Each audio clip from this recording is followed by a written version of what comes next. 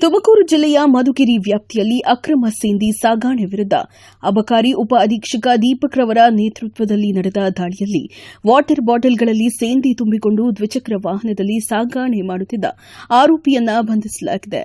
ಆಂಧ್ರ ಗಡಿಭಾಗದಿಂದ ಅಕ್ಕಿಪಿಕ್ಕಿ ಕಾಲೋನಿಗೆ ಅಕ್ರಮವಾಗಿ ತರಲಾಗುತ್ತಿದ್ದ ವೇಳೆ ಅಧಿಕಾರಿಗಳು ದಾಳಿ ನಡೆಸಿದ್ದಾರೆ. ದಾಳಿಯ ವೇಳೆ ಸುಮಾರು 105 ಲೀಟರ್ ಸೇಂದಿ, 2 ದ್ವಿಚಕ್ರ ವಾಹನಗಳು ಹಾಗೂ 1 ಮೊಬೈಲ್ ಫೋನ್ ಅನ್ನು ಜಪ್ತಿ ಮಾಡಲಾಗಿದೆ. ಬಂಧಿತನನ್ನ 38 ವರ್ಷದ ನಟರಾಜ್ ಎಂದು ಗುರುತಿಸಲಾಗಿದ್ದು, ಆತ ಅಕ್ಕಿಪಿಕ್ಕಿ ಕಾಲೋನಿ ನಿವಾಸಿ ಎಂದು ತಿಳಿದುಬಂದಿದೆ. ಗಮನಾರ್ಹವಾಗಿ 3 ದಿನಗಳ ಹಿಂದಷ್ಟೇ ಇದೇ ಕಾಲೋನಿಯಲ್ಲಿ ಅಬಕಾರಿ ಇಲಾಖೆ ಜಾಗೃತಿ ಕಾರ್ಯಕ್ರಮವನ್ನು ನಡೆಸಿತ್ತು. ಆದರೂ ಅಕ್ರಮ ಚಟುವಟಿಕೆ ಮುಂದುವರೆದಿರುವುದು ಆಶ್ಚರ್ಯ ಮೂಡಿಸಿದೆ.